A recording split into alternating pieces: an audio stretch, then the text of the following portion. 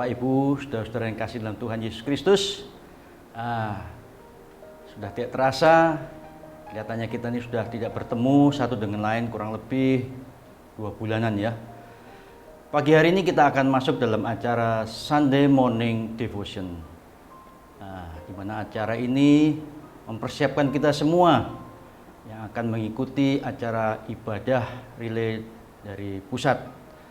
Bapak Ibu sekalian, sebelum kita masuk dalam acara yang lebih lanjut, saya mengundang Bapak Ibu sekalian bisa bersama-sama muji Tuhan, pujian "Pujilah hai jiwaku".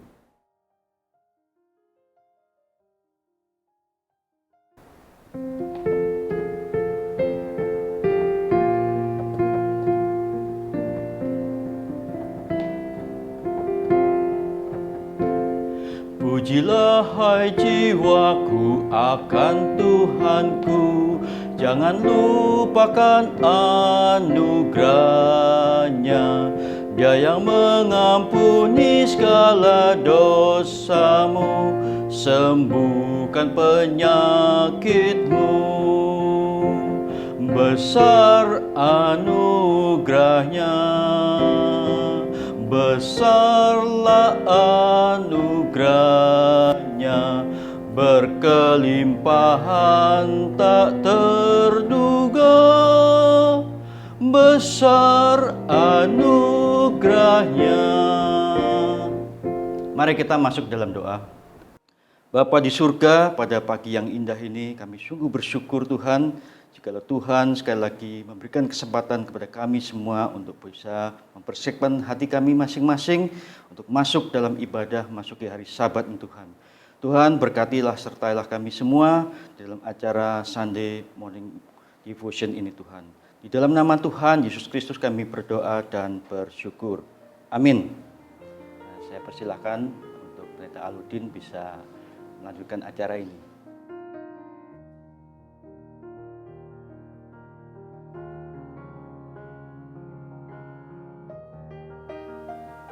Selamat pagi Bapak Ibu sekalian, bagaimana kabarnya?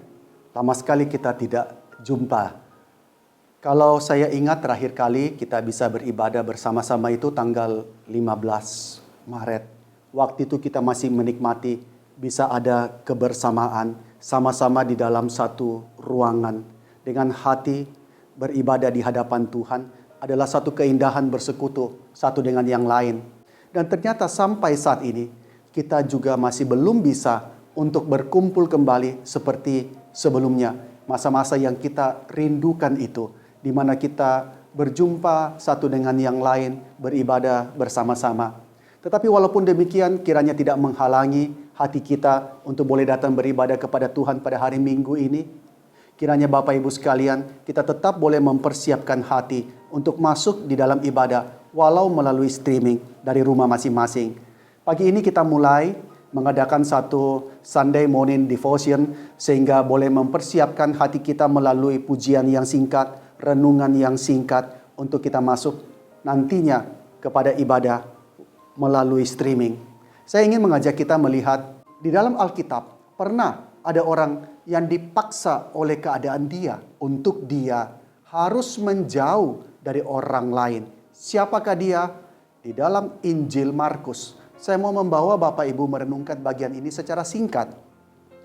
Ayat 40 sampai ayat ke-42 saya bacakan, nanti Bapak Ibu juga bisa mengikuti dari rumah bagian ini.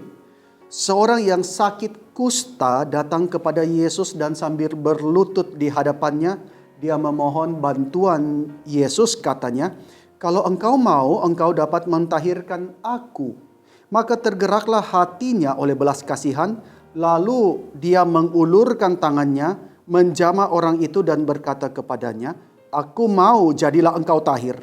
Seketika itu juga lenyaplah penyakit kusta orang itu dan dia menjadi tahir.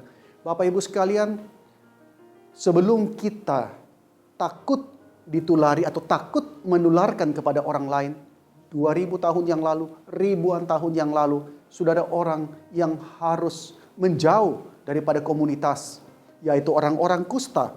Orang-orang kusta dianggap adalah orang-orang yang tidak boleh mereka mendekat pada saat mereka berada di dalam sakit mereka. Karena mereka bisa mencemarkan orang lain. Bahkan imamat di dalam pasal 13-14 mencantumkan satu rincian yang panjang tentang sakit kusta ini. Dan ada ayat yang mengatakan demikian tentang mereka. Orang yang sakit kusta itu harus berpakaian cabik-cabik. Rambutnya itu harus terurai. Dan lagi dia harus menutupi mukanya sambil berseru, najis, najis. Selama dia kena penyakit itu, dia tetap najis. Memang dia najis, dia harus tinggal terasing di luar perkemahan. Itulah tempat kediamannya. Kasihan ya orang kusta itu. Kita aja berapa minggu ini harus menjauhkan diri satu dengan yang lain. Rasanya tidak enak sekali. Tetapi orang kusta itu, dia harus berada di luar daripada komunitas. Betapa sengsaranya, betapa tersendirinya, betapa sedihnya dia. Sampai satu hari, di dalam Injil Markus ini mencatat, orang kusta itu melihat ada keramaian. Dan dia mendengar, entah dia dengar dari mana, tentang pribadi yang namanya Yesus itu. Waktu dia lihat keramaian itu, dia melihat ada Yesus di situ. Apa yang terjadi? Dia tidak boleh ketemu orang lain. Dia harus menjauhkan diri. Karena orang kusta itu, menurut aturan, paling kurang 50 langkah daripada orang lain. Maka bukan seperti kita pada hari ini misalnya 2 meter, dia 50 langkah. Kalau dia masuk dalam satu rumah, maka rumah itu seluruhnya menjadi cemar. Kalau dia berdiri di bawah pohon, lalu ada orang yang lewat, orang itu menjadi cemar. Maka kasihan sekali orang kusta itu. Saya percaya waktu dia lihat Yesus, di dalam hati terdalamnya, dia ingin cepat-cepat berlari kepada Yesus. Tapi dia juga sadar, aku ini orang kusta yang harus menjauhkan diri daripada orang lain. Tetapi hatinya tidak bisa tahan, karena dia tahu satu hal. Kenapa dia lari kepada Yesus? Kenapa dia bukan lari kepada para imam atau kepada orang-orang Farisi atau siapapun yang lain? Karena dia tahu bahwa Yesus memiliki belas kasihan. Yesus mengasihi orang-orang seperti dia. Maka dia memberanikan, dia meresikokan diri. Dia lari menuju kepada Yesus. Ini adalah perjumpaan yang mengkejutkan, mengkagetkan banyak orang. Karena orang kusta datang kepada Yesus. Perjumpaan yang membuat semua orang terkejut. Bagaimana mungkin engkau berani, hai orang kusta, datang di hadapan Yesus, lalu berjumpa di antara orang-orang banyak. Saya percaya semua orang selain Yesus, mereka melihat orang kusta ini dengan tatapan marah. Karena bisa mencemarkan mereka. Hei, engkau bawa penyakit, engkau bawa kecemaran kepada kami. Tapi orang kusta itu tidak peduli. Hatinya hanya tertuju kepada Yesus. Aku mau datang kepada Yesus. Aku mau ketemu kepada Yesus. Maka dia berlutut. Lalu dia mohon Yesus melakukan sesuatu. Dia berkata, kalau engkau mau, engkau dapat mentahirkan aku. Ini adalah iman yang luar biasa. Dia bukan sekolah kenabian. Dia bukan belajar Taurat. Tapi dia adalah orang sederhana. Tapi dia melihat Yesus. Dia tahu Yesus berkuasa. Dia berkata, jikalau engkau mau. Bukan jikalau engkau bisa atau engkau dapat. Jikalau engkau mau, engkau bisa mentahirkan aku. Iman yang luar biasa. Dan Yesus kemudian melihat orang itu. Alkitab mencatat, Yesus dipenuhi oleh belas kasihan. Tergeraklah hati Yesus. Lalu dia mengulurkan tangannya. Ini satu hal yang mengkagetkan. Yesus mengulurkan tangan menjamah orang itu. Murid-muridnya akan terkejut. Yesus, tidakkah engkau tahu ini orang najis? Tidakkah engkau tahu ini orang kusta? Harus dihindari. Kenapa engkau menjamah dia? Dan Yesus menjamah orang kusta itu dan Yesus berkata, aku mau jadilah engkau tahir. Dan Alkitab mencatat seketika itu juga lenyaplah penyakit kusta orang itu. Bagi saya ini satu hal yang ajaib. Kalau melakukan sesuatu, bukankah kita harus memperhitungkan segala resiko?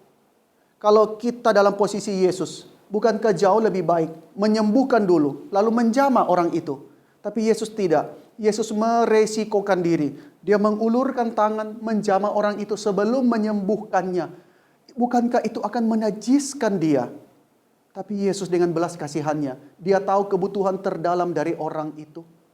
Orang itu begitu lama dihindari, begitu lama dijauhi. Dia begitu ingin supaya boleh mendapatkan sentuhan daripada seorang yang lain. Dan pada hari itu ketika Yesus menyentuh dia, hatinya penuh dengan kelegaan, penuh dengan satu sukacita karena sebagai manusia dia merasakan lagi sentuhan itu. Dan Yesus memulihkan satu perasaan kesendirian dia. Dan setelah itu Yesus menyembuhkan dia. Dia penuh dengan sukacita pada hari itu. Dia datang kepada Yesus dan dia memperoleh satu penghiburan juga pertolongan. Saudara sekalian, pada masa-masa seperti ini banyak orang kecewa. Banyak orang juga kesulitan, Bapak Ibu sekalian. Pekerjaan tidak lagi seperti dulu. Mungkin ada yang mengalami PHK. Keuangan menjadi sangat berkurang, menjadi sangat sulit. Sakit, tidak tahu bagaimana harus menangani. Pada saat-saat seperti ini juga, kita mungkin berada dalam kebosanan, kita mungkin berada dalam kejenuhan. Mau ibadah, kita mungkin berkata, hanya menonton layar. Apa artinya saya beribadah? Tetapi kita belum merasakan apa yang dirasakan oleh orang kusta itu. Tapi dia sungguh ingin datang kepada Yesus. Maka pada hari ini, hari Minggu ini, maukah saudara memiliki hati yang tetap merindu? Aku sungguh mau, aku sungguh ingin. Meskipun keadaan tidak memungkinkan, tapi aku mau datang. Aku mau berjumpa dengan Allah. Aku mau beribadah kepadanya. Maka Bapak Ibu sekalian, mari kita persiapkan hati. Kita minta pertolongan Tuhan supaya kita boleh dikobarkan oleh firman. Kita boleh menikmati ibadah, beribadah kepada Allah yang hidup. Allah yang mengasihi kita. Allah yang memberikan anugerah keselamatannya kepada kita. Maka pada hari ini, persiapkanlah hati. Mari kita masuk di dalam ibadah. Dengan kesungguhan hati. Dengan satu sukacita. Pakailah pakaian yang rapi. Kita duduk bersama-sama sekeluarga. Menikmati. Boleh beribadah. Bukan sarananya. Tetapi kepada siapa kita beribadah. Itulah yang paling utama. Kiranya Tuhan boleh mempersiapkan hati kita. Memimpin kita masuk dalam ibadah. Amin. Mari kita berdoa. Tuhan Bapa dalam surga, persiapkanlah hati kami untuk kami boleh beribadah kepadamu. Berikanlah kerinduan kepada kami untuk kami datang menyembah, memuliakan Engkau dan menerima belas kasihan-Mu, menerima akan firman-Mu. Tuhan teguhkanlah kami dalam masa-masa yang sulit, masa-masa yang sangat berbeda daripada sebelumnya, tetapi ada Tuhan yang terus menopang kami. Berikanlah sukacita, hangatkanlah hati kami, persiapkan kami masuk di dalam ibadah bersama-sama dengan keluarga kami. Kami berdoa dan kami mohon ya Tuhan pertolongan-Mu. Dalam nama Tuhan Yesus kami mengucap syukur. Kami sudah berdoa. Amin. Jemaat sekalian, kita persiapkan hati untuk segera kita masuk dalam ibadah dan sampai jumpa pada Sunday Morning Devotion pada minggu yang berikutnya. Tuhan memberkati, kiranya kita segera boleh beribadah kembali bersama-sama secara fisik. Kita mendoakan terus hal itu. Tuhan memberkati.